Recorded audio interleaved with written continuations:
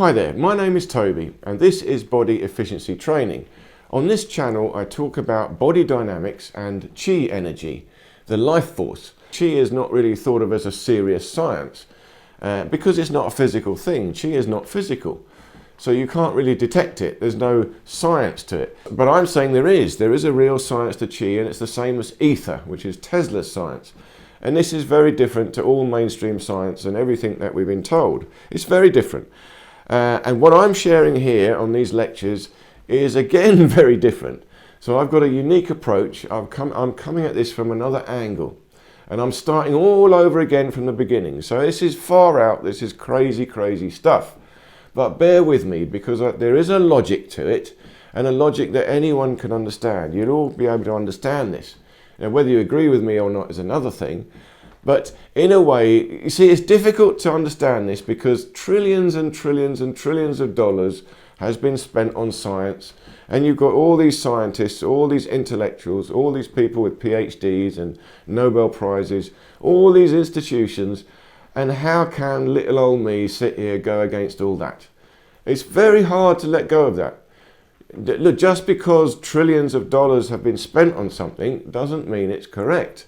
Now the thing is, I'm not dismissing the science we've got at all. I'm not dismissing all the experiments we've done. I'm not really.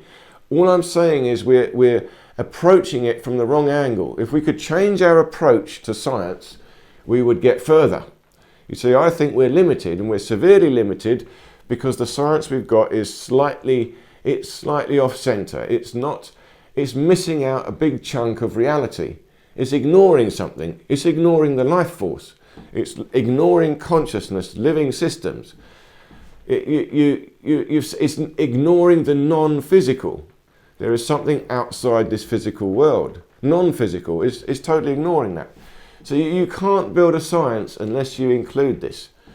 So they're only going to get so far, and if they could create a more holistic science, which Tesla's science was more like that, then they would get further. We would see different technology, much, much better technology. Things like free energy machines, wireless power transfer, healing technology, non-invasive healing technology, not difficult, all done with frequencies and vibrations. And again, but it requires a different science. You see, the science we've got will not accept these things because it does not fit with the picture. And the picture is basically materialistic. The whole science is based on matter and materialism, and the fact is you are ignoring it. Is a reductionist science. You're breaking everything down into little particles, breaking it all up. You need a holistic science, a science that talks about the whole big picture. And that is field theory. So field theory is a holistic science. You're not looking at little bits and bobs going on. You're trying to see what is the whole big picture. What is going on all together? And this is extremely important. It's a different approach.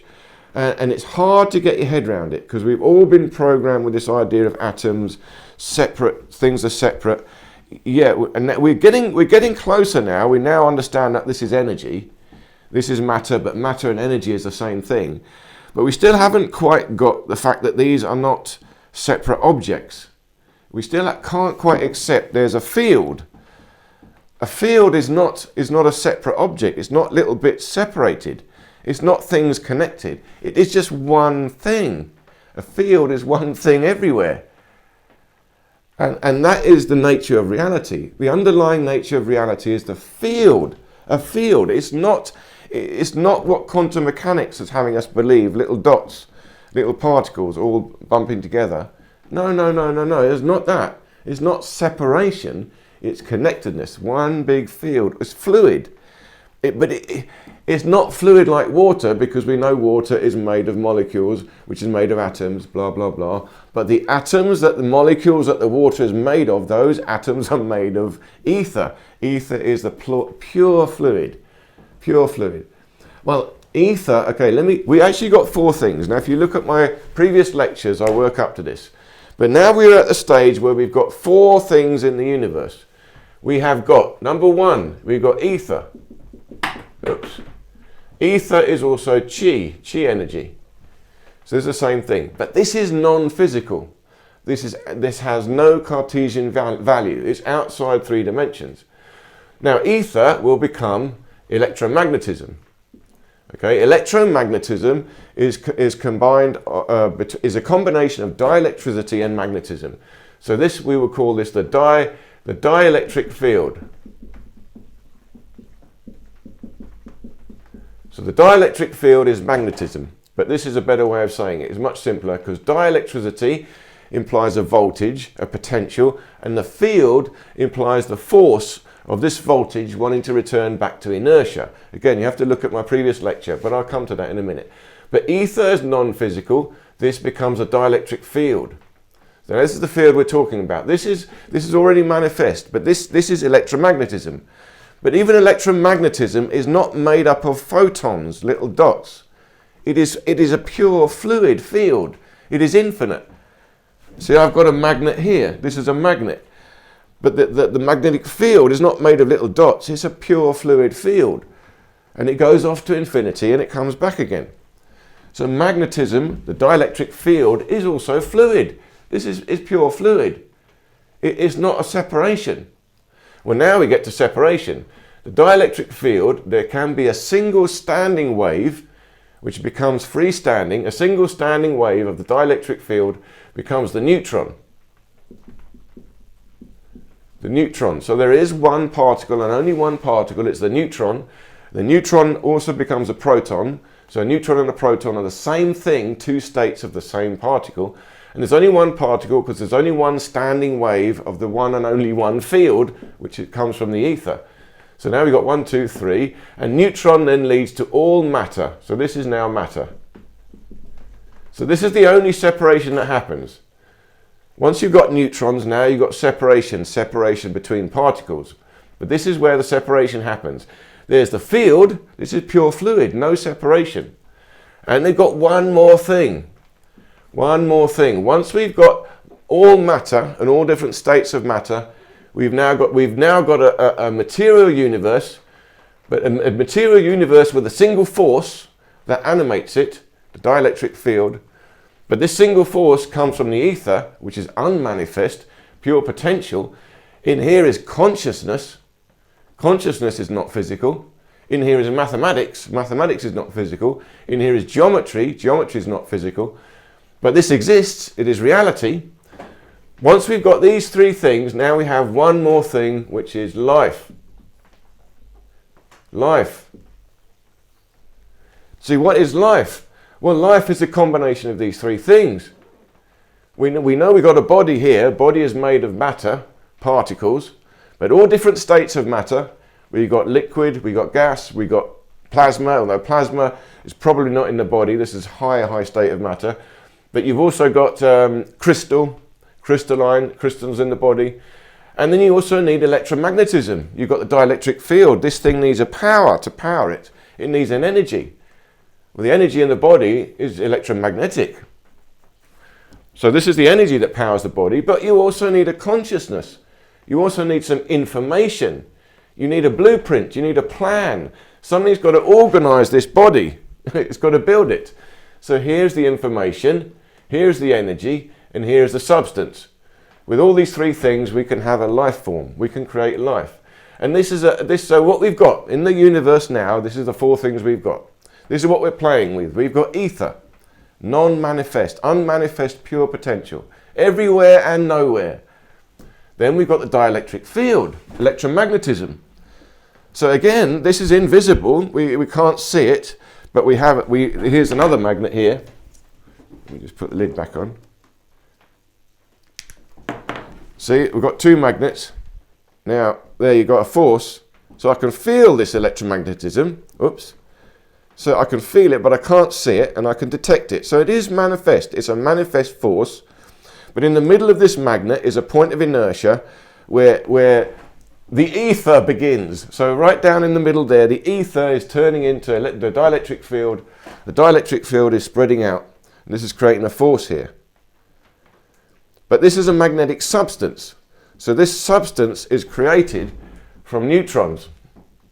So we've got a substance here that is emitting a dielectric field, but the center of the dielectric field is still coming from the ether. The point of inertia, the midpoint inside this magnet, is where the ether is. So the ether, remember, is nowhere and it's everywhere. It's nowhere and it's everywhere. I've got to keep these separate. Now, what this means is what we were talking about in the last lecture. Okay, and this is crazy stuff. I kid you not. This is crazy stuff. You've got to think about this. But understand, I'm trying to explain reality, and reality has not been explained properly. We got science, but the science we've got is really engineering. We need a philosophy to understand what's going on. And the secret really to all this is layers of complexity. Layers of complexity. And you see, this is what distinguishes life. See, the question is, what is life? Well, life is a layer of complexity. So you have the ether. You start off with the ether, pure inertia, so infinitesimal dot, because it's outside space and time. The ether will create a force, so the force here, now this is electromagnetism or the dielectric field.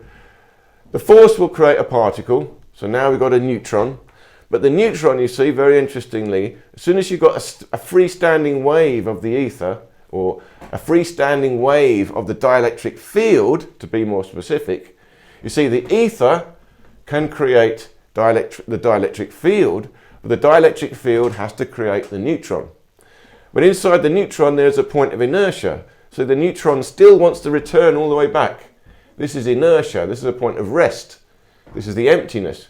So it still wants to go back. So inside there's a little point of inertia, and it's as if it's trying to collapse inwards and disappear again, but it can't. The energy is trapped here. So this is now made of the ether, or made of the dielectric field, which is the ether, made of the ether, but it is separate. It's now separate. We've got a separation. So these two things already now can interact. This particle will interact with this energy, and it can also interact with the pure ether. And then from the particle, we've got all matter.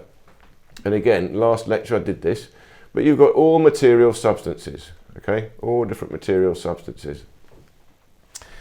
And these start organizing. Now you've got chemistry, so you can have different substances, different things, all mixing together. Now we're getting much more complex. So you've got a neutron becomes an atom, becomes molecules, becomes substances, becomes chemistry, and now we got all this stuff going on. And this still goes further. You see, once you get more and more detailed organization of these chemical structures, you're going to get things. You're going to get protein structures. This is where we get all these different things going on. Okay, very complex things going on. Now, you can see where this is leading. Now, we can delve into this quite a long way, but I just want to jump. You've got the idea of layers of complexity, and we're going to jump all the way up to DNA. So we're going to jump up to DNA. All right. Now, see, what is DNA? Well, DNA is four different elements combined together to build this little structure. So essentially, it's a few different elements, right, in a few different things, and it's all organized together. The details of this, again, we can go into all the details, but the details don't matter. You see, and what I'm trying to explain to you here in these lectures is the whole big picture. And the whole big picture, you don't actually need all these details of science. Okay, once you get the basic idea of how this works, it's simple, and you can think, okay, then you can go back and look at the details of each of these things and go more and more into it. This is where this philosophy that I'm explaining here can become real science. Real technology is when you go back and you look in very great detail at any of these things and work out what's happening. You have to look in great detail of how you interact these two, or or what you mix together. But I'm trying to show you the whole big picture, and this will allow us to experience it. You'll understand what the life force is. But now, all these substances now, this chemistry, is combined together into a DNA. So now this is quite a complex structure. This is a complex structure. Now, again, there's lots of steps to get here. But what is going on here? What is going on with this structure?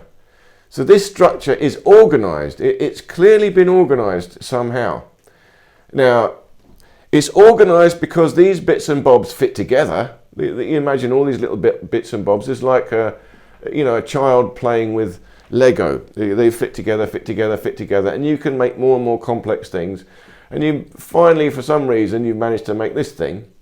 So, okay, they will fit together, but nevertheless, there's a certain amount of information here. Once you've fitted this thing together, this is a plan. Have all these 4 particular elements fit together to create this spiral. So this thing holds information. This thing is information. Information is required to build it, and information is in the ether. So the ether is information. This is non-physical. But this spiral DNA double helix is a physical thing. This is structured matter. So, but this matter can interact with all these other things. So this can interact with electromagnetism, the dielectric field, and this can interact with the ether, information. So now what's interesting is, so let's come back to that. What we want to do, let's talk about a crystal. So the final state of matter here, the final state of matter is a crystalline structure. Okay, crystals. I'll do it as a cube. So a crystal is when all the atoms have locked themselves together. They can't move anymore. A crystal is the most stable form of matter. So what happens is all these particles, they have locked themselves into this position. And they still want to go back to inertia, but now they really can't. And they're so well locked in this position that nothing will happen. If you have a crystal 1,000,000 years from now, it will be the same. No change will have happened. The only way you can change a crystal is heat it up, crush it down. You have to physically destroy it. But left to its own devices, it will just stay like that. The atoms are locked. So this you can think of, a crystal is crystallized ether, quite literally. You can think of all matter as crystallized ether, but a crystal in particular is crystallized ether. So still the same thing. But now these two can interact. Okay, all these things can interact together. So electromagnetism, the dielectric field, can interact with the crystal, and the ether directly can interact with the crystal. So what is the ether? The ether is information. Information could go into this crystal, and we know that now. I mean, this is computer science. This is what hard drives are. You know, there's semiconductor crystals, and eventually we'll work out crystals. And of course, electromagnetism could go in it. A crystal will reflect light. Light will hold in the crystal. But also electricity. You see, if you squeeze a crystal, electricity will come out. It's called piezoelectricity. So there is an interaction with a crystal. And the other one to think about is water. See, now water is another interesting one. Water molecule has this shape. And this shape of a water molecule resonates particularly with a particular frequency of the dielectric field. A particular electromagnetic frequency resonates very well with the water molecule. So these frequencies can interact with matter. But now, here's the thing. Okay, here's the thing. The frequency, this is the electromagnetic field. The frequency can interact with all these different things, but the frequency will change. You can have different frequencies, can't you? And what happens when the frequencies change? There's a change of information going on. See, the change in frequency is governed by the ether, information. So let's say this again. So the ether creates the electromagnetic field, which is a frequency, a vibration. And this is a force, an energy. This is all these things. This creates a neutron. It creates a standing wave, which creates matter. But it's the ether. There's the impetus starts from here, starts from consciousness. And this frequency can have all different frequencies can come out. So if you have a changing frequency, you see a changing frequency, what is changing the frequency? In this change of frequency is information. So you have a basic frequency like this, and this is how radio waves work. How do you translate music into the radio and then pick it up on the other side? Well, the music here, the music, right? That is translated into a changing frequency. The frequency is changing, is being modulated by this information. This music is information. And even this is non-physical. We're listening to music, that is physical, but the information, this is numbers.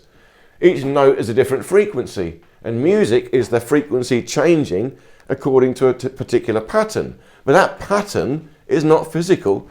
So music itself is not physical, but then it becomes physical when you play it. Then it goes back here from playing this physical music. The microphone, here's a microphone. The microphone picks it up and interprets this as a modulating, changing signal. And then this signal is translated into radio waves, goes through the radio, and is picked up on the other side by the other radio. And then this changing frequency again is translated back into music. So this is information. This is a transmission of information. The information is not physical. See, the music started off in the head of the composer. And then he wrote down, or he or she wrote down the different numbers, the frequencies, the different changes, and the speed in which he wants those changes to happen. That's the information. Information becomes music. The music then is translated into a changing frequency of the electromagnetic field. And that's picked up by the radio and translated back to music. Now, so this is what I'm talking about. This is the interplay with information, which is the ether, non-physical, interplaying with the electromagnetic field. And it's also interplaying with matter, because the radio here is matter. And in fact, in the old radios, what they used to have is a little crystal. The old-fashioned radio receivers was a little crystal. And the crystal would pick up this frequency. So this is what I'm saying now. This is the interplay with the solid matter. The solid matter, because these atoms are locked, they can't move anywhere. When this energy hits it, they all have to move. They all have to move together. This whole thing vibrates, resonates. It will vibrate with this frequency. And so you can pick up this vibration and interpret it. And this vibration will modulate. It will change. So the crystal will vibrate to the music. So this is what's happening. When you're broadcasting music, the crystal is listening to the music. It's dancing to the music. And then you're picking that up as minute electromagnetic signals and then listening it back to music again yourself. But this is how the whole thing works. It all works like this. So what is this DNA? Well, this DNA again is a structure, but it's a structure made of atoms, and it's made of more complex things going on now. Okay, it's a bit more complex because it's got to do a bit more than just a solid crystal. But essentially this now can pick up the electromagnetic field. It will pick up light. Now again, what's very, very interesting is the shape of the DNA is exactly right to pick up the frequency of light. This thing resonates with the light frequency. So this structure is particularly designed to pick up the frequency of electromagnetic radiation, light waves. So it's picking up this. It's like a radio receiver. But remember, the light waves, this frequency is modulating. It's modulated by the ether. The information is changing these frequencies. So the ether is the life force. The life force is consciousness. That is modulating the frequency of the dielectric field, and that is collected or resonated with the DNA. So the DNA is designed to pick up the information of the life force. So this is how information is transmitted into structure.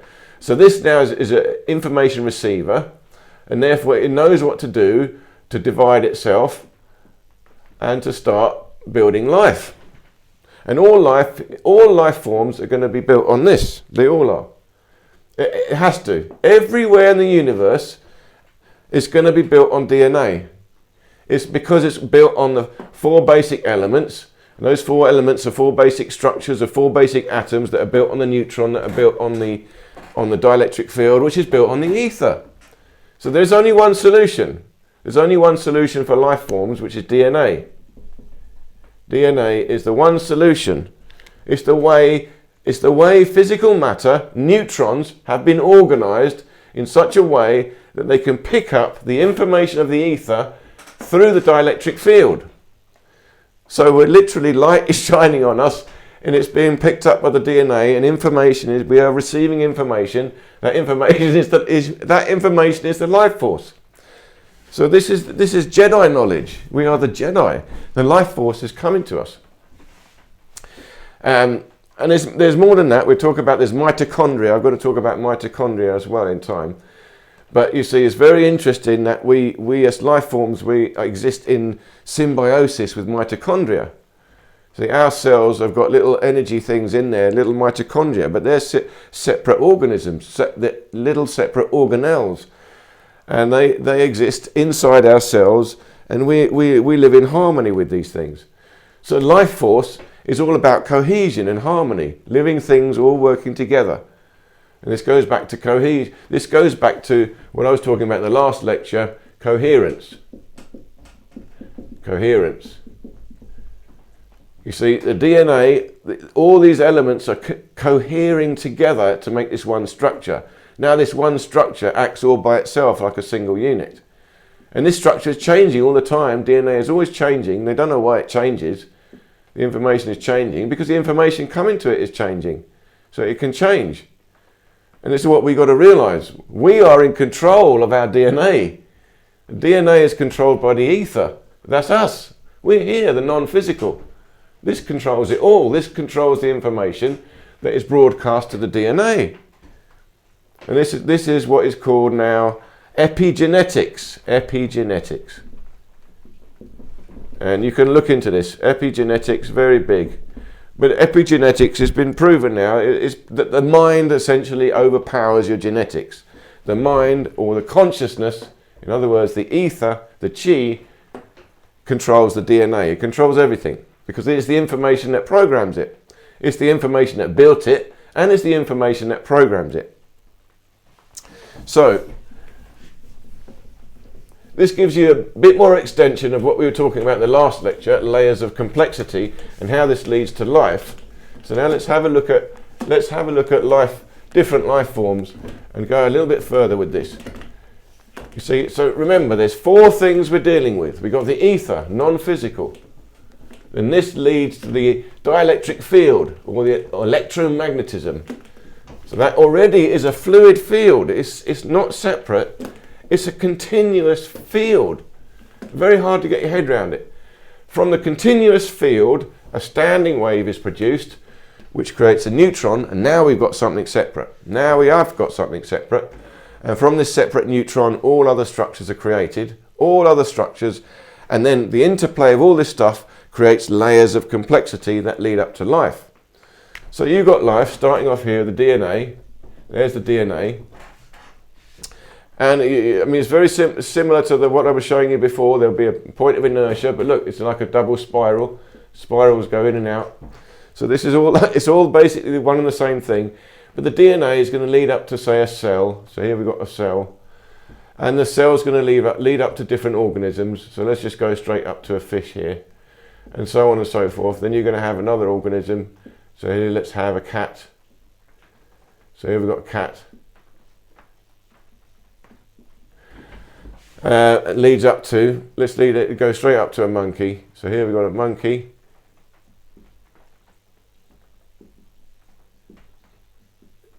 Right, monkey. He looks a bit more like a duck. All right. And it goes up to a human being. So a human being. Now, each one of these is another layer of complexity. Another layer of complexity. But each one works in coherence. You see, each one works in coherence. So this in itself is like a freestanding unit.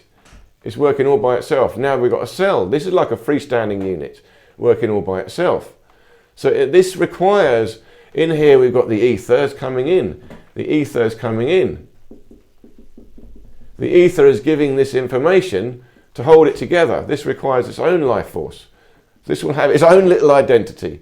And this goes up to the next bit. It says this is coherence. This goes up to the next one, same business. This has its own sort of identity. And it's working its way up, way up here. Now here, it's very interesting, here we've got self-awareness. So at this point we've got self-aware. Now you couldn't say these things are self-aware. They are made up of ether. Ether is there and it's consciousness, but it's not enough to call that self-aware. You see, but now fish, for example, so these are simple life forms, but they work together. You'll see shoals of fish, schools of fish, shoals of fish, all working together. So a group of fish, they all cohere like a single unit. And that single unit becomes like a single unit of life force. All the fish working together. And the smaller organisms do this more and more. And as you get bigger organisms, they tend to separate more. Now this is interesting here. You see four-legged creatures, they've got a tail that goes up. The tail goes up, and again this tail goes up to the cosmos. So they're receiving energy from the cosmos into the tail more. So their energy is more at the base of the body. When we're going up to higher life forms, here the monkey, now the brain is at the top. So now we've got a vertical line. This is the vertical axis. I talk a lot about the vertical axis. If you look back at my basic exercise series, it's all about building this vertical axis. So this goes up to the cosmos. So the cosmic energy, the light, or the electromagnetic force coming from the universe goes straight into the brain. Here in the lower life forms, it goes into the tail first. So the tail first, it means their body develops first, their stronger body. And here it goes into the brain first, it means the brain develops more. And in the human beings, the same business. Here's our brain. But we have got when you hit the brain, now we're getting more and more layers of complexity.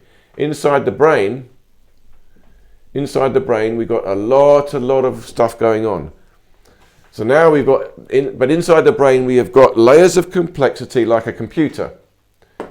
In other words, the layers of complexity are with the electromagnetic force itself. We've got little sparks going on. These are all sparks. So now the layers of complexity are to do with the actual field itself. So that takes us to a whole nother level. Now, so this is the highest level. This is the highest level of complexity. And this is moving back towards consciousness. You see, and the ether here, outside space and time, is pure consciousness. So it's gone back. It's gone a full circle. This is zero, and this is infinity. But they're both the same thing. Now, it's interesting to note that at this point of self-awareness, is a very, very interesting thing. And it might happen here as well. Again, we can't be sure exactly where this happens. So self-awareness could come, there could be self-awareness. Well, I think we've proven it. Some monkeys, we have got self-awareness here. But it's, again, we've got different levels of self-awareness. But the moment there's self-awareness, it's as if the information, if you think of it, if you go to the ether now this is analogous. This is not physical. But if the ether is a fluid wave of consciousness, at some point there will be a standing wave of consciousness appear. A standing wave of consciousness. Now we've got a singularity of consciousness, but it's separate from the fluid flux of consciousness. So now here at self-awareness, we have got a singularity of consciousness. And you could call this a soul. Call this a soul. But again, this is my definition. I'm defining a soul as a singularity of consciousness, and this appears when there's self-awareness. Now, again, people will say, well, animals have got souls. Yeah, they have, but there's not the same level of self-awareness. So their soul is more like a group soul. So all the cats together will have one big soul. So they're all sharing this self-awareness. Here we're a singularity of self-awareness. So now the question is, what about higher life forms? Well, you could have higher life forms. Here, let's do the higher life form. Of course, we got higher life forms is the ET. So higher life forms, what's going on there? Well, it's the same business. They will still have to be governed by DNA. They will still have to be a humanoid figure. They're still going to have the basic structure with a vertical center line. They're still going to be following all the same rules as us. You see, everyone's getting excited about extraterrestrials, but there's nothing exciting really. Once you understand this picture, it's the same across the whole universe. And these guys, if they have they might have a higher level of self-awareness. If they have a higher level of self-awareness, it's still a singularity. It's still the same business. We're still on the same level here. They just might have a bit more access to information. They might have a bit more wisdom. Wisdom is the thing we want. Once you've got self-awareness, you want to increase that, and this is called wisdom. Now, but it doesn't mean they have. You see, these guys might not be wise. They might not be. They might have high technology, but they also might be stupid. So we can't look up to these guys necessarily. All right? So, but they're still just the same thing. And people are looking at it, well, the origins on life of Earth come from extraterrestrials. We got that now. You know, it may be the case, but it doesn't matter. Who cares where life came from on Earth, because it's just one place? It's going to be everywhere. We've got to look at how life appears. If you can understand how life appears, the details of it don't matter. And if this alien, if we were seeded by alien race billions and billions and billions of years ago, well, then you've got to ask the question, well, how did his life start on his planet? Well, it's the same business. It will all happen the same way. It will happen like that for him, and it will happen like that for us. And it happened like for these guys. It's all the same business. So this guy in the same business, this alien, he's got to receive information from the ether to give signals to his DNA to build his body. It might work slightly differently, but it's going to be minor differences really. This is the efficiency. It has to be this form because of the mathematics of it. And remember, the mathematics is phi, the golden ratio. All these proportions of all these bodies are built with this mathematics, and it will be the same for this guy. Slightly different, but basically the same. And you can have bigger and smaller ones. You can have big humans, small humans, but it's all got to be basically the same structure. So now there's one more question. There's one more question that takes this to a whole other level. Well, let's leave this. Let me take this bit away from underneath. See, what happens if now you got to a level of, let's assume this extraterrestrial is super advanced, very clever guys, he's got a big brain. Now, so that we're moving upwards. What's above this? What is above this? So this guy, his level of complexity, he's reached the limit of self-awareness, so he's now a singularity of consciousness. But his level of complexity is going up because he's got more wisdom. So more information. He can handle more information. He can handle more information from the ether. More ether can come to him. Assuming this guy is really wise. See, remember, wisdom is not intelligence. Wisdom is something different. We want real wisdom. Wisdom is the Jedi. You see, the Sith, they got the same force, the same power, but they're stupid. They have no wisdom. But you don't underestimate the Sith. You know, that's the good and evil, if you don't know Star Wars.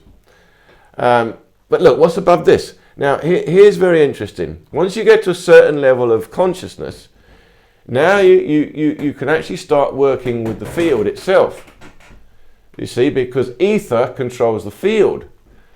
Ether controls the field. This isn't, the ether, non-physical, has an impetus. And this starts the field. This starts the dielectric field. And this varies, this modulates. This is information. But once you've got a singularity of ether, singularity of consciousness, a living being, with self-awareness, they now realize, hang on a second, I'm ether. I can modulate the electromagnetic field myself. So now you start thinking, and you are now creating this yourself. So now you start to modulate the electromagnetic field, you start to create the ether, create this. So you can start to create your own energy body. So you can have a body of energy. And this now goes to the Tao practice. So the Taoists believe in the Qi. This is the Qi body. And how has this happened? Well, this can only happen with self-awareness. This can only happen with self-awareness. You want to build an actual body for yourself. And a body that is not dependent on the material structures. Now, ironically, you use the material structures, because here there's energy in all this. You know, all this body here is harnessing electromagnetism. It's harnessing all matter is in here. So we make use of that. We make use of that, and we turn all that energy inwards towards ourselves, towards our center, to build ourselves an energy body, a Qi body. Now, this requires a bit more a bit more explanation. But I'm just explaining it now to you here in life form, how life evolves up to higher and higher layers of complexity. And once you got to this level, now you've built an energy body. Now, you see, you can also move, even higher back to pure inertia, an etheric body. You've gone back to ether. You can go back to ether, but maintain your self-awareness. You see, this again, like the neutron can be broken. If the neutron is broken, the energy will go back to inertia. The same with consciousness, the singularity of self-awareness. It could be broken, and then your singularity of self-awareness just goes back to the ether. So when we pass away, our consciousness goes back, blends in with the ether. But the Taoists believe you could build up enough power of your Qi that you could maintain your self-awareness after your physical body dies. In other words, you have to build an energy body, and that energy body has to be able to support your singularity of consciousness, so it does not collapse after death. After you pass away, you still have this. And this, you can also use this to travel about. You see, this is called the astral projection, astral body. And again, I've had plenty of experiences of astral traveling. I'll tell you about that maybe in the next lecture. But again, this is a real thing, and until you've experienced it, you're going to find this pretty far out. But there is a science to it. There is a science to it. And again, this does require a bit more explanation. It does require a bit more explanation. But now this opens up a lot of doorways. So now you're talking, now we've got what's going on with psychics and mediums and people talking to extraterrestrials, channelings. What's going on there? Well, this is the sort of thing that could be going on. But remember, just because this can happen, it doesn't mean it's good or bad. If you're going to channel someone, you still better be sure you're channeling someone you want to talk to. You see, so it doesn't, it's all one and the same part and parcel. Everything is the same thing. It repeats over and over in different ways. I hope this has given you an idea of how the life force evolves through layers and layers of complexity, but really it's comprised of four things. What we're dealing with, what we're playing with, is ether, electromagnetism, matter, and life. These are the four things we've got in the universe. And when we do our Qi, when we do a training, so here if I'm doing my Qi Gong,